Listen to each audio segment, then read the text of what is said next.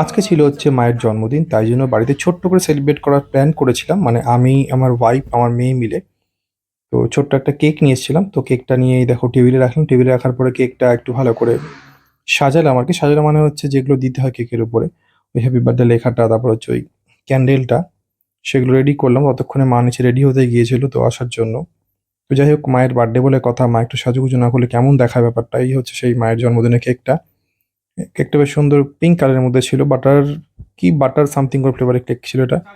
এই সবাই চলে এসছে কেক কাটার জন্য আরকি। মা প্রচণ্ড এক্সাইটেড কেক কাটবে। এই দেখো আমাকে দেখো আমি কেমন করছি, যেটা বেসিক্যালি করে থাকি পুচকির সাথে আমি। এই দেখো পুচকি কি সব বলছে। যাই হোক, বাবা, মা, আমি, মানে আমার ওয়াইফ সাইডে ছিল। এই সে কেক কাটা চলছে আর কি।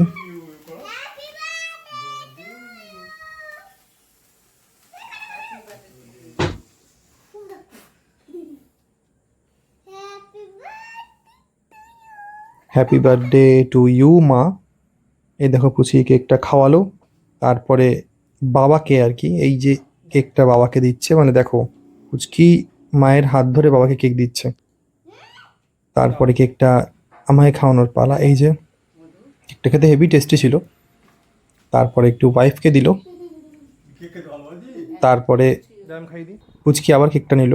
একটু মাকে আমি কেক খাওয়ালাম। যাই হোক, এটা না খাওয়ালে কেমন লাগে ব্যাপারটা। তারপর সবাই মিলেমিশে কেকটা খেলাম আর কি। এই দেখো,